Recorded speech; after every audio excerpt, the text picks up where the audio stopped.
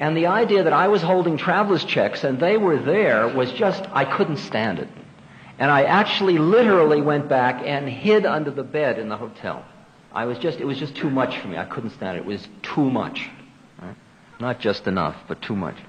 It was not many months later when I had been with Maharaji and I had been now opened to the possibilities and began to understand what Benares was about that I went back to Benares.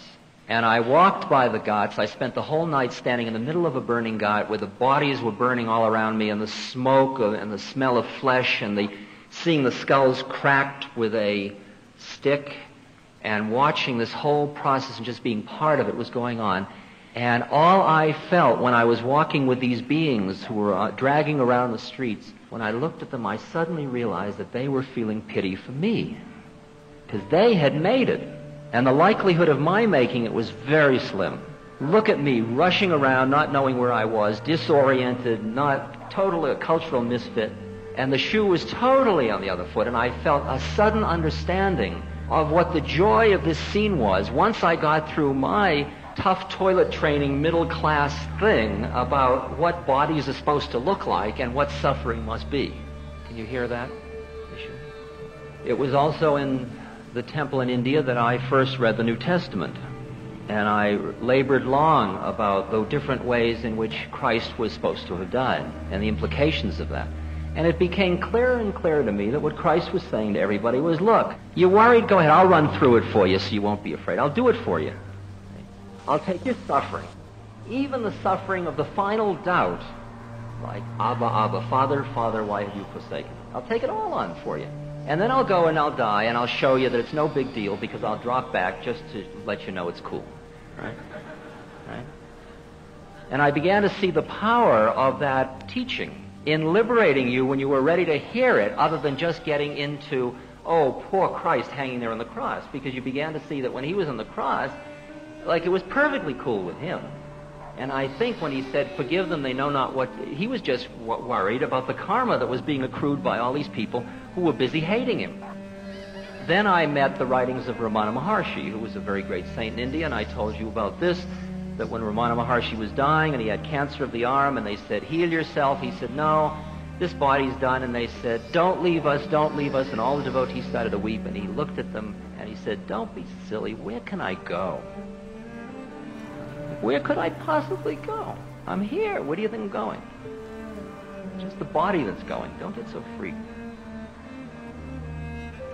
Well, I started to talk more and more about death from about 1965 or so on, because I felt that we were really doing a job on ourselves about death. Because the drugs had certainly changed my perspective. And it's interesting that a doctoral dissertation, if you would like to know how doctoral dissertations confirm that which you already knew anyway, a doctoral dissertation was completed this year at the University of California, Berkeley, which demonstrates that people who have taken psychedelics or the people who have meditated for more than 3 years are significantly different from any other subculture in the population regarding their anxiety about dying. That they have less anxiety about dying than anybody else in the whole society, including undertakers.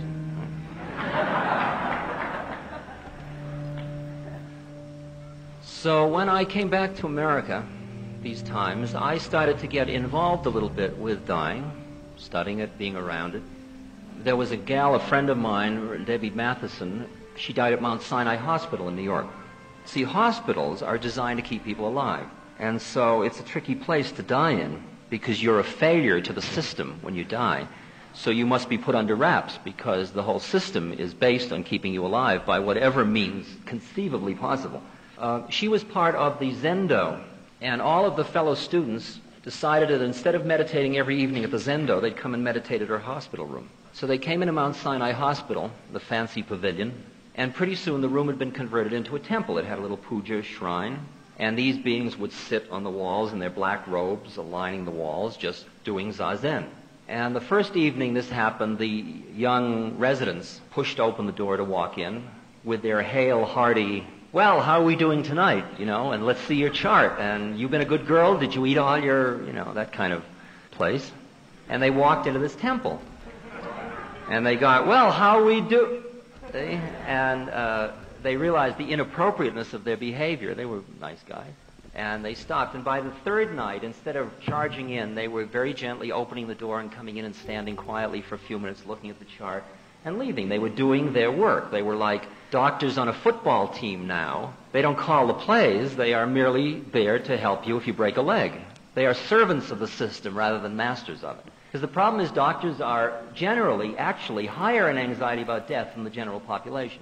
So it's hardly somebody you want to die around. And now that showed me the possibility that somebody could die right in the middle of right in the middle of the system. At one point, Wavy Gravy called me up.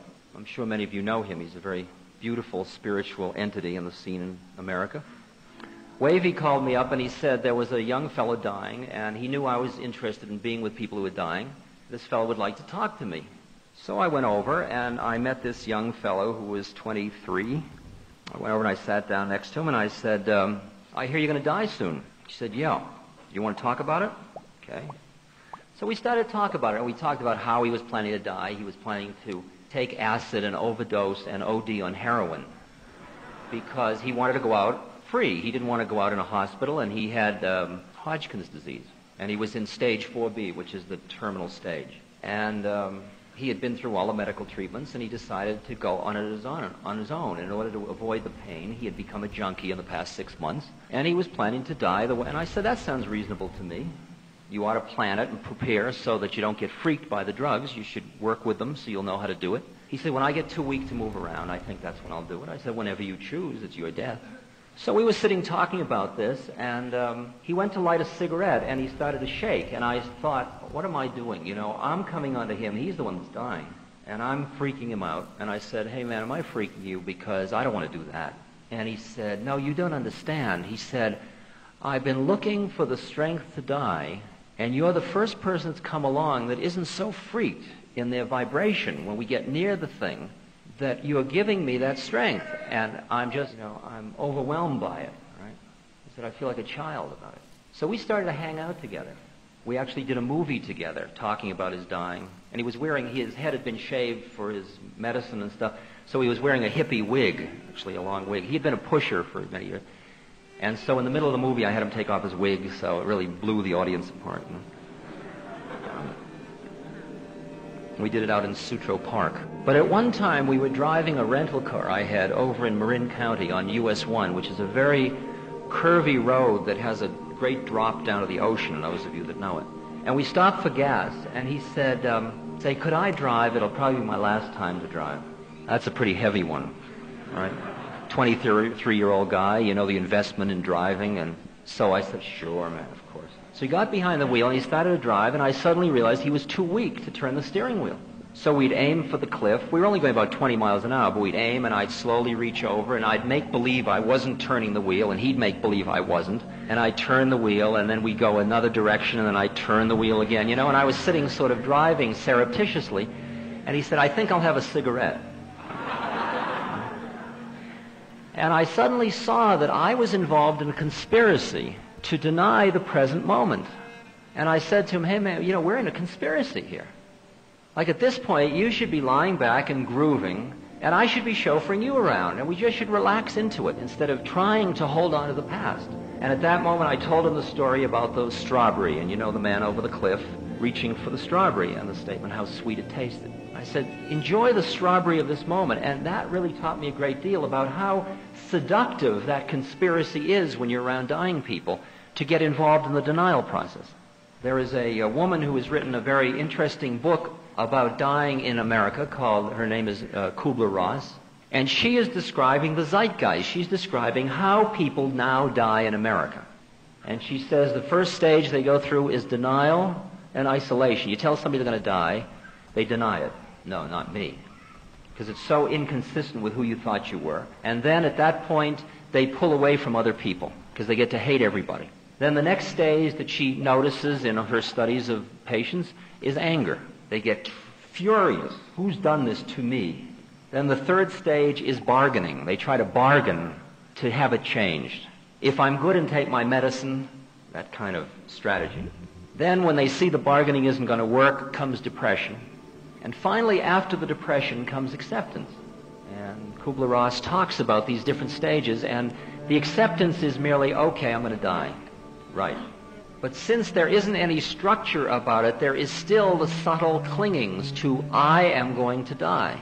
And when you begin to understand about reincarnation, you understand that the thought at the moment of death is the critical thought, and those thoughts that determine what happens next. And once you realize that death can happen at any moment, you get so that you start to get your head straight about what you're thinking from moment to moment. And the story I've told about Mahatma Gandhi walking out into his backyard being shot 3 times, and he doesn't say, oof, or I've been shot, or anything. He just says, Ram, Ram. He dies. He's so ready that at the moment of the total unexpected, he just goes right towards God. He just, yeah, here I come. Wow, look, no hands. They're free, right? Recently I sat with a woman in Los Angeles. Her name was Ginny Pfeiffer, and you're going to see a picture of her dead on the screen that Laura Huxley took of her the next day. She lived with Laura and Aldous for many years, and when Laura took this picture, in order to keep her mouth closed, she had to stick chewing gum in to keep the mouth together. Laura called me to tell me that Ginny just insisted on having chewing gum right at the end. There's a certain macabre humor between Laura and Ginny and I about this death, because we all went through it very much together.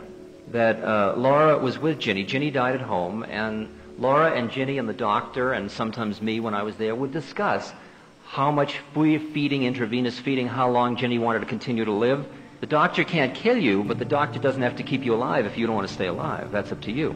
And it was totally collaborative. Now, Ginny was an intellectual. She was part of the Ernest Hemingway crowd, and so she wasn't much of a mystic. She thought it was all kind of bullshit. So when I came to visit her the first time, she was still full of arguments. And she said to me, what do you think about all this dying business? And I told her, and she says, I think it's crap. Okay, Ginny, I still love you. But then later, when I came back to visit her, she was very weak. And I'd just like to define this scene because it's a very critical scene in my understanding of the process. She was too weak for me to talk to her, and she was in great pain. She was dying of cancer of the nervous system, which is a very painful death. And she was writhing in pains on the bed, right? Just writhing, continuous writhing. And I came in and I sat down next to the bed, and I proceeded to meditate. And I didn't meditate by going away from her. I meditated with my eyes open, and I meditated on her decaying body. I did the Buddhist meditation on the decaying body. And I saw the pain, and I saw the decay, and instead of freaking behind my emotions, I let them be here and just stayed with it until I was with the decaying body. And it got very, very, very peaceful and deep in the room. And it was quite an extraordinary moment, and she turned to me, this was after about 20 minutes, and she said to me, I feel so much peace. And all the time, her body was writhing in pain. And I began to appreciate that the pain was there, it didn't go away, but she had pulled herself out from being identified with that person who was in pain. Stan Groff, who's a very dear friend, has been doing work with LSD in terminal cancer patients. Originally, Eric Cast was doing it at the University of Chicago, giving LSD to people who were dying. And like I remember reading in the World Medical News, a nurse saying, yes, I know I am dying of cancer, but look at the beauty of the universe. That moment, she had extricated herself from an identification with that which was dying, and she was identified with the universe, of which her death was just a part of it. And since dying after puberty and among things like child rearing and so on, giving birth, are the most profound things in our lives, we owe them the respect to work with them, to prepare for them, to deal with them consciously. It is said that a man who dies before he dies does not die when he dies. Or Confucius said, one who sees the way in the morning can gladly die in the evening. Well, what all this has led to in my head is a program for what are called Centers for Dying. I'm trying to help us in this society introduce alternative metaphors for dying in America. And Stu Brand, who did the Whole Earth Catalog, and I've talked about it because he's interested in it too, and we decided that initially we just start up with a telephone line, which would be like Dial-A-Death, where you could dial if you were dying and you wanted to die consciously, and we would send somebody who wanted to work on themselves through being with somebody who was dying consciously. There are no professional dyers, you know. But it seemed to us that a lot of us, for example, us in this hall, including me, find it incredibly powerful meditation and sadhana to work with someone that is dying. And there are many people that are dying that need somebody around them that has had enough experience with their sadhana to be cool enough to be present in that space. So we're just going to be like a shotgun, a marriage broker in the Jewish religion, somebody that arranges these relationships between what are called guides and dyers. And originally just set these up with, and we're working on creating manuals for the guides and little cassette tapes for the bedside for dealing with pain, and seminars for the families of the people that are dying so they don't freak the whole scene out and they get the support they need. And ultimately, I would imagine we would have Banarases in the West. We would have scenes where people could come and say, I want to die here, and I would like to die among people that aren't busy denying death or trying to cling to life. And I imagine a person coming to such a dying center would decide which doctor they wanted, how much medication they wanted, what kind of religious metaphor they'd like to die in. You can die in a Christian metaphor, in a Buddhist metaphor, in a Hindu. We can help. All metaphors available. And in addition, you'd have a guide, and the guides would have their families, so there'd be kids there, and there'd be a whole scene, living scene. Because ultimately, like in India when people die, they die in the home, and everybody's around them. And everybody isn't so freaked, they don't push it under the mat, okay?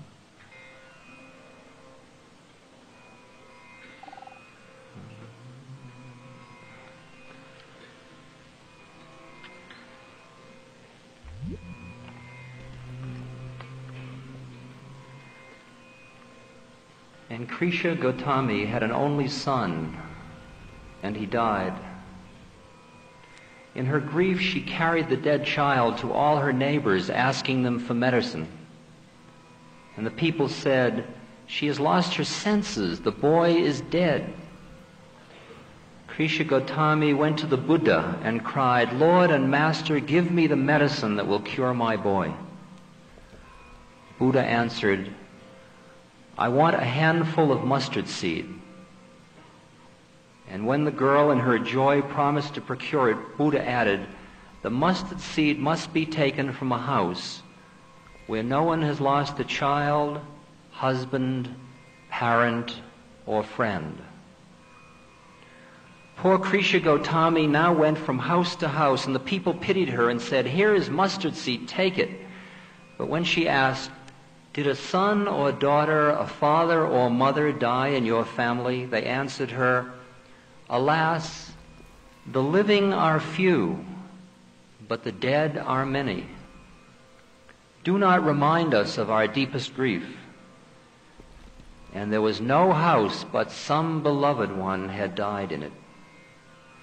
Krisha Gotami became weary and hopeless and sat down at the roadside, watching the lights of the city as they flickered up and were extinguished again. At last the darkness of the night reigned everywhere, and she considered the fate of men, that their lives flicker up and are extinguished. And she thought to herself, how selfish am I in my grief? Death is common to all, yet in this valley of desolation there is a path that leads him who has surrendered all selfishness to immortality. Putting away the selfishness of her affection for her child, Krishna Gotami had the dead body buried in the forest. Returning to Buddha, she took refuge in him and found comfort. Buddha said, the life of mortals in this world is troubled and brief, for there is not any means by which those that have been born can avoid dying. After reaching old age, there is death. Of such a nature are living beings.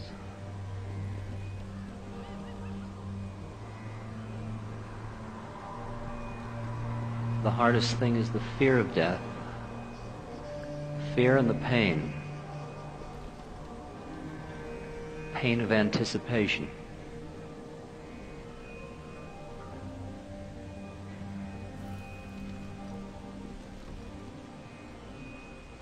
For people that are not prepared, that are not conscious.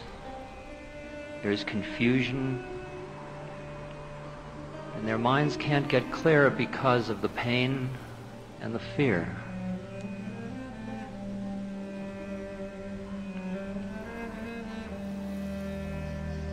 When you meditate and your legs hurt, your knees hurt, and you learn how to sit with the pain,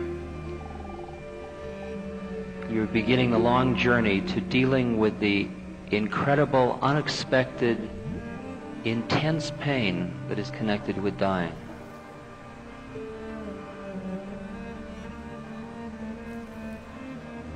In our society, what we've done is we have used chemicals to reduce the pain, but they've also reduced the consciousness of the individual. And it becomes more apparent that what is needed is incredible clarity of consciousness at the moment of death. And somebody who can whisper to you, right here, stay right here, stay with each moment, be with your own dying. Let go. It's okay. It's all right.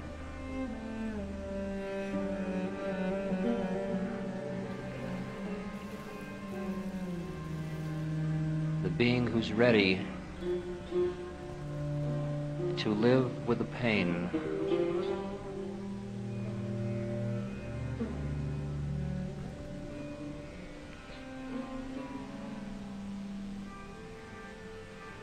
live with the pain.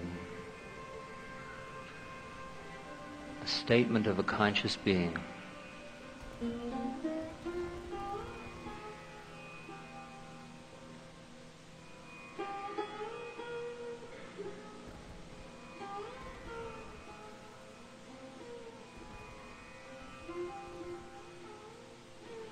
More difficult to deal with the sudden violent deaths, the unexpected. It could happen to anybody in this room at any moment.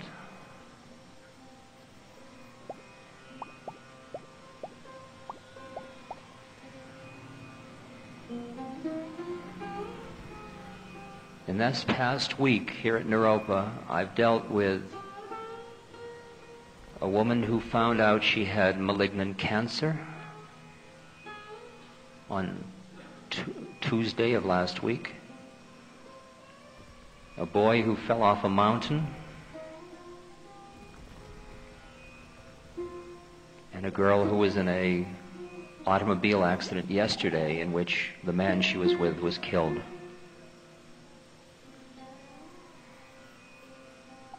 All unexpected, all shattering, but all being dealt with by conscious beings working with this.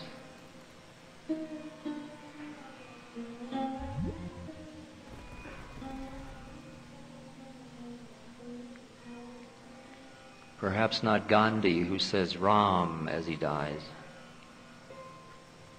but working on it.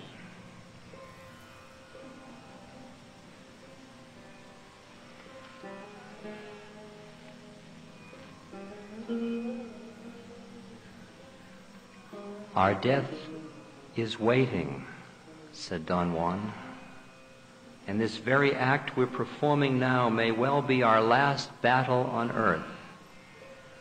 I call it a battle because it's a struggle. Most people move from act to act without any struggle or thought. A hunter, on the contrary, assesses every act. He proceeds judiciously, as if every act were his last battle. Only the fool would fail to realize the advantage a hunter has over his fellow men. A hunter gives his last battle its due respect. It's only natural that his last act on earth should be the best of himself. It's pleasurable that way. It dulls the edge of his fright. Use the awareness of your death. Focus your attention on the link between you and your death. without remorse, without sadness, without worrying. Focus your attention on the fact you don't have time and let your acts flow accordingly. Let each of your acts be your last battle on earth. Only under those conditions will your acts have their rightful power. Otherwise, they will be, for as long as you live, the acts of a timid person. Is it so terrible to be a timid person, Don Juan?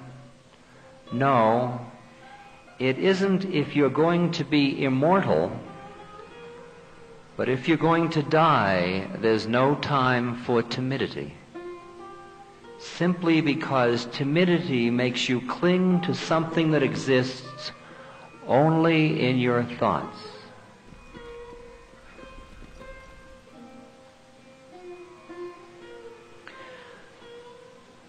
Sadhana is the preparation that at any moment you are able to let go of the thought of your own existence,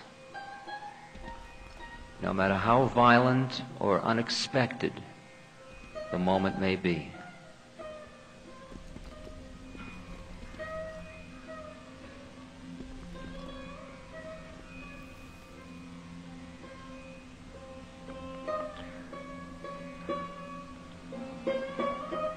How does a man of knowledge exercise controlled folly when it comes to the death of a person he loves? I asked. Take your grandson Lucio, I said. Take my son Eulalio. That's a better example, Don Juan replied. He was crushed by rocks while working on the construction of the Pan American Highway. My acts towards him at the moment of his death were controlled folly. When I came down to the blasting area, he was almost dead, but his body was so strong that it kept moving and kicking. I stood in front of him and told the boys in the road crew not to move him anymore.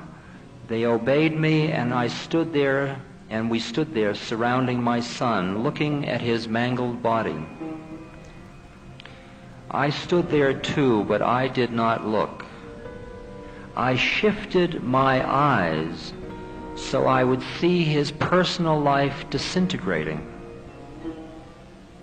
expanding uncontrollably beyond its limits, like a fog of crystals, because that is the way life and death mix and expand. That is what I did at the time of my son's death. That's all one could ever do, and that is controlled folly. Had I looked at him, I would have watched him becoming immobile, and I would have felt a cry inside of me, because never again would I look at his fine figure pacing the earth. But I looked at his death instead, and there was no sadness, no feeling. The death was equal to everything else.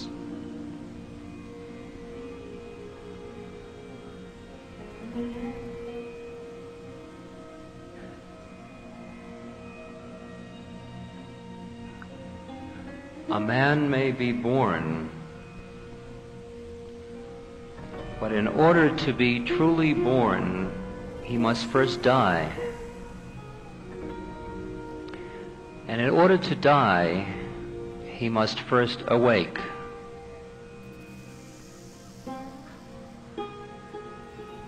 When a man awakens, he can die. And when he dies, he can be born.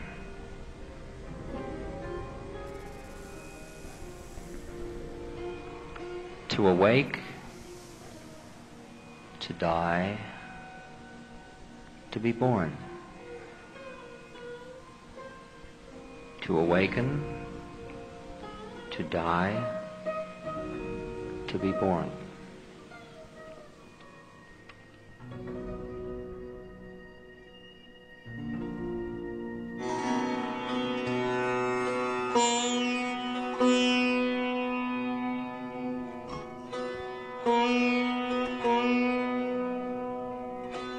Sounds True presents Love, Service, Devotion, and the Ultimate Surrender. Ram Dass on the Bhagavad Gita. Session 10. Conclusion.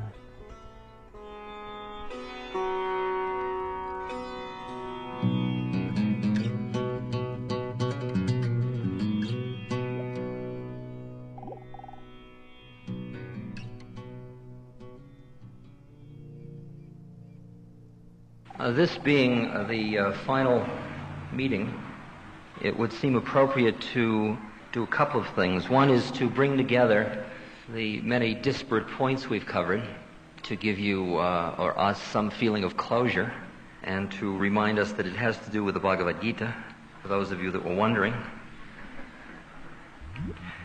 Although the lectures seemed to have a lot to do with my personality and didn't seem to be too technically connected with the Gita, I think that it would be a more reasonable statement to say this course was a commentary on the foundation concepts on which the Gita is built, rather than about the actual shlokas of the Gita too exactly. I've found a very interesting predicament of sharing with each of you the dilemma. Some of you have felt that it would have been nice if the course was about the Bhagavad Gita. And some of you feeling every time I tried to give a lecture about the Bhagavad Gita that why did I just give words? Why didn't we get down to it? And somewhere all that comes together, but it's going to come together in each of our hearts, I suspect. The other thing that seems appropriate for this evening is to deal with re-entry for some of you that may be leaving Naropa, or so what? The kind of, well, so what? You know, another pedantry's delight, you know, pedantic delicacy, or is it got some payoff? Do we go anywhere with any of this stuff? Or is it useful, or what now? And towards that, I would like to talk a little later on about what might be called, although I'm not using it in the technical Buddhist sense, the middle path, which is a little this, a little that. Whether the ground rules allow it or not, I do it anyway. Allow my personal stuff to enter into these gatherings. I've gotten lots of letters from you, many qualitative judgments about me, and I remind you in a way, I think it's becoming apparent to you now, that I am, instead of being a teacher, I am a teaching. That I think that you're sitting through this course, you've seen me agonize over a number of places where I've gotten stuck, or where I've become very head trippy, or where I've gotten lost in my devotional trip, or where I've moved through levels of consciousness. And probably one of the dominant themes of the notes I've gotten is, well, you're human too. You know, you're just like us. And I don't take that as a put-down, because I don't really define, even though I'm in this role, that I am not one of us doing this journey together. I think that a lot of you came here having read Be Here Now, which was a selected set of tape excerpts from moments when my interaction with an audience got to the place where I wasn't around at all, and the stuff just came through. And that made up the book. And so you read the book and you assume that whoever was connected with that book must be who those words are. But when you come here, you see that the words come through now and then, but also there's all the rest of the stuff. There's the personality and the ego and the insecurity and the zeal to please you and all the stuff, you know. Those of you that have been pained by the fact that there is somebody up here that's still working on himself, it's okay.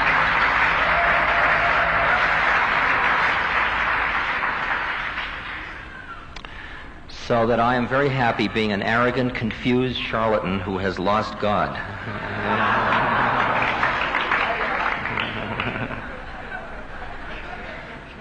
It's the way the puck skids.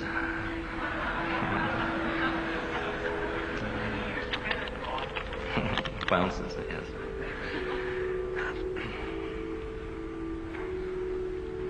There is a quote from the Divine Comedy by Dante, which says, "I have been in that heaven the most illumined by light from him, and seen things which to utter he who returns hath neither skill nor knowledge. For as it nears the object of its yearning, our intellect is overwhelmed so deeply, it can never retrace the path that it followed. But whatsoever of the holy kingdom was in the power of memory to treasure will be my theme until the song is ended."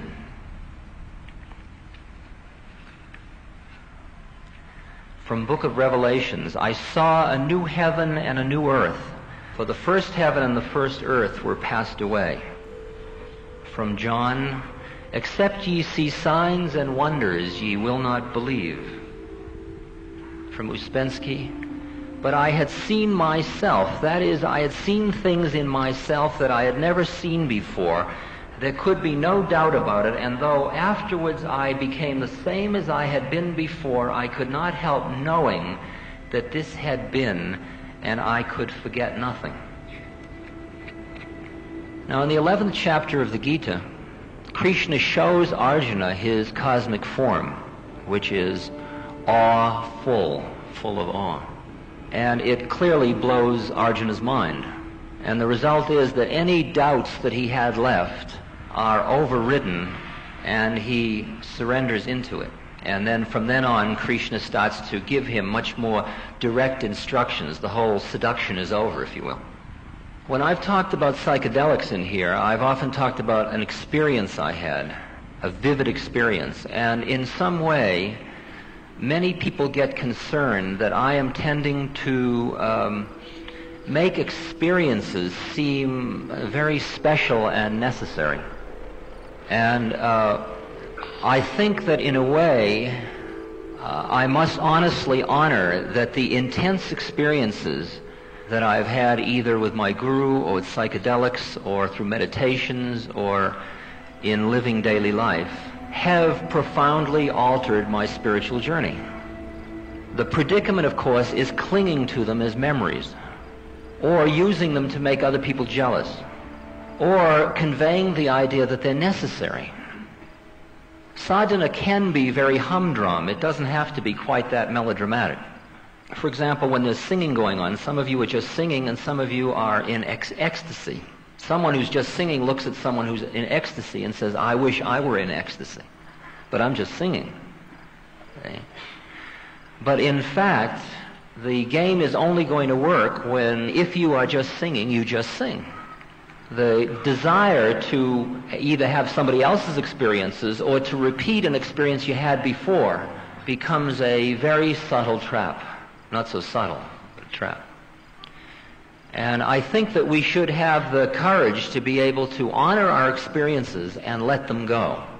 And when I repeat them, it is to share with you the way in which experiences are functional, but they are most functional when the thing happens and then you let it go without clinging to it. Because almost everybody in this room has experienced being more in the Tao, or more in harmony, or more connected at one point than you are at a later time. And there is a general feeling among many of us at that moment that we've fallen out of grace, or that we've blown it, or that we want to get it back, or that where can we get the next trip, or whatever way you want to say it. And I think that what Maharaji said to me about the LSD, that it allows you to come into the spirit, but you can only stay and then you've got to leave again because it's your karma to leave. But it gives you the faith in the possibilities so you can get on with the work. And the understanding of those gifts of grace, Aldous Huxley used to call it gratuitous grace, is to take them, allow them to become part of you, and then go on. And not look back. Not look back. If you let go of all the highs you've had, and just be here at this moment, just letting go of that stuff that you cling to so much, of how high I used to be, oh wow, if I could only get back there. Because that's the place that keeps you from ever getting back there. And there is no back there, it's all right here anyway. Now those experiences in the sequence of the Gita come to Arjuna after, he is already Sattvic, He's Rajaso Sattvic in the terminology of the Gita's individual difference categories. If you recall, the Rajasic is the fiery, active, assertive, I am the doer, the Kshatriya warrior. The Sattvic is the very pure, moving towards the light, seeking the truth quality, and he's a combination of both of these. And he's already Sattvic, and we are coming out of a very Rajasic culture with some tamasic overtones. And that's why I gave those lectures on non-killing, non-stealing, non-lying, non-lusting, non-getting caught in giving and receiving, because all that is stuff that's assumed in Krishna's dealings with Arjuna, but for us we have to re-examine it all, because we're in a different age period. We're not in the yuga that Krishna and Arjuna were having this dialogue in. And that cosmic form experience of chapter 11 is also coming after a certain amount of wisdom has been laid on Arjuna by Krishna. And if you recall, we talked about the lower and the higher wisdom. And what all this is that we've been talking about is the lower wisdom. This is the stuff that your intellect, your ordinary intellect, can play with, manipulate, conceive of, conceptualize. The higher wisdom is the wisdom that only comes through intuition. It only comes through your becoming it, through your direct experience of it. So the lower wisdom that the Gita presents in the first few chapters, plus the purifications, are the groundwork or the framework for you to be open to the possibility of certain kinds of experiences. What happened to many of us through psychedelics, and I don't know how many I'm talking to of that group here, but I gather it's a large number, was that we had chapter 11 before we'd read chapter 1 through 5. Okay? And we are left with this mind-blowing vision without any structural understanding or any degree of purification. And that's part of what all the bad tripping is about, because we're in the midst of such heavy karmic predicaments when we choose to blow our minds. And I think as time has gone on, all of us have gotten to be a little more, because what those visions did, we did it the fierce way, really. They forced us to go back and seek the wisdom and also to seek the kind of purification so that the launching pad starts to be different. Because all of those chapter 11 things may be familiar to you, but you probably didn't have them just by sitting out on the battlefield. Probably they had something to do with your chemistry. And when you override your existing habits, there is a karma-uppance from it. I'm not into a good and evil guilt trip. There is just a karmic effect from your desire to override where you are. The greed to get to the light has its cost. I'm not talking about cost in any that you're bad or anything like that, but merely that you have to deal with all the psychological effects of not being able to be what you have experienced, which has certain depression connected with it.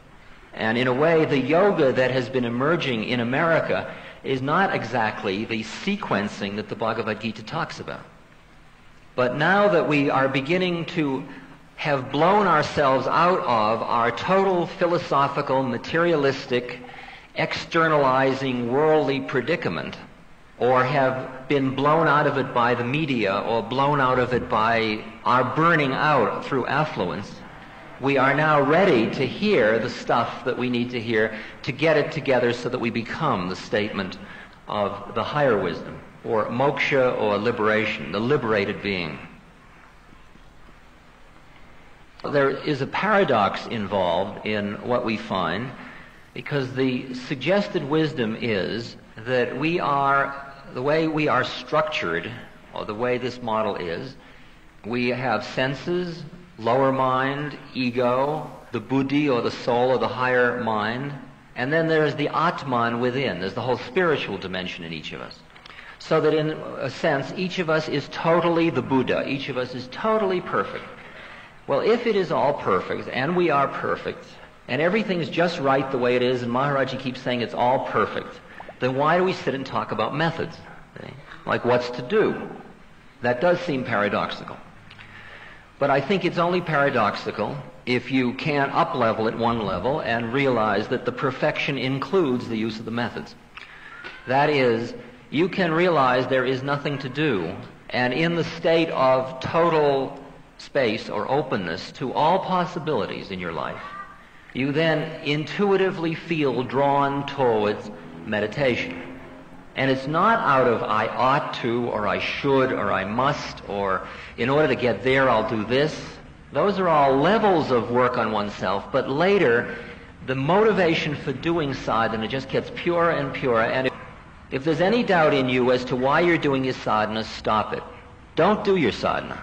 Go back and live your life just the way you lived it before you ever heard the word sadhana, before you ever turned on, before you knew anything about any of this nonsense.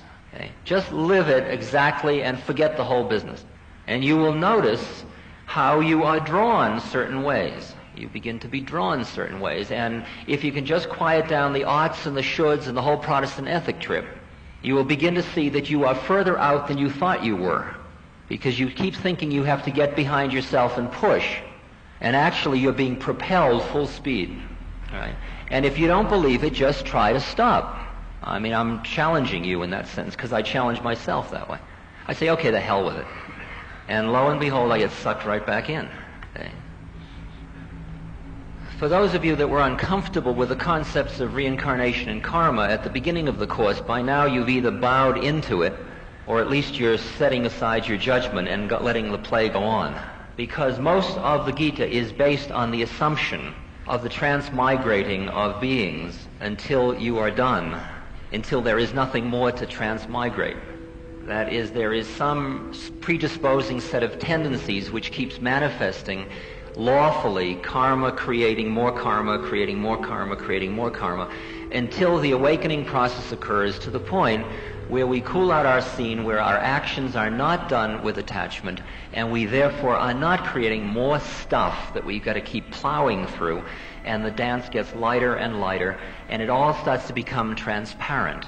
And we're still doing our dance, but our egos are less intrusive all the time. We are more dancing lightly. We're learning how to walk without touching the ground.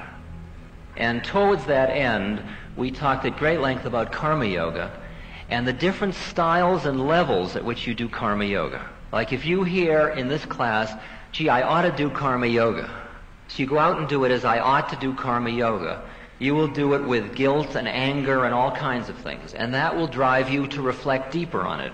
And as your wisdom gets clearer, your karma yoga will change. And like every reason for each act keeps changing.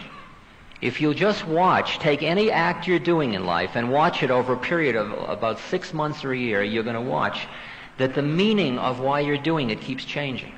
It isn't that the acts change, it's who's doing them changes, and how much you're hooked on them, so that you may actually not lose a step in your dance. Some people say, do I have to drop out? There is no drop out, obviously. You may or may not be able to transmute the way in which you do an act while continuing to do the act without ever losing a step. Or you may not. Only you know. Only you know. And the highest statement of karma yoga we got to was the full understanding of the concept of sacrifice.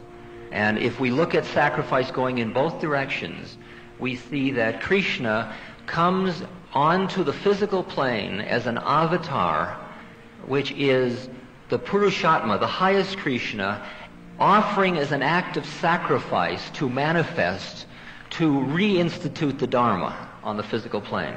So the sacrifice has come down to us, and then to complete the cycle, and to close the ring, and to make the whole thing sacred, or living in the spirit, or back in the Garden of Eden, we offer our lives and the whole thing back up in sacrifice. And the whole operation of formless into form into formless becomes just one huge swaha, one huge offering into the fire of this transformation that's going on. And if that's all too romantic for you, you can work with sacrifice as just sacrificing what you do every day to your higher consciousness. Sacrificing it all to your awakening by taking everything you do all day. If you're driving, to me, if I'm driving a car, if I'm getting gas, if I'm making my bed, if I'm brushing my teeth, if I'm going to the toilet, whatever it is, it's all grist for the mill of awakening.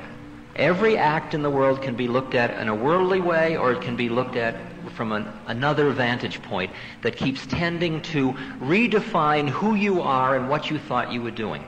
And the process is recreating your universe, recreating the whole perceptual field by taking each act.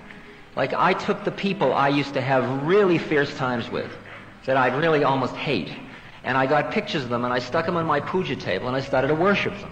And I had to sit with that son of a, sat with it, and my heart was hardened. And Maharaj had said to me, whatever else you do with another human being, don't put them out of your heart.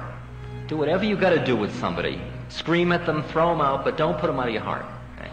And I'd sit with that being that I didn't like until I could let go of the anger and refocus and reperceive and see that being. And that was, I was taking the toughest ones to work with.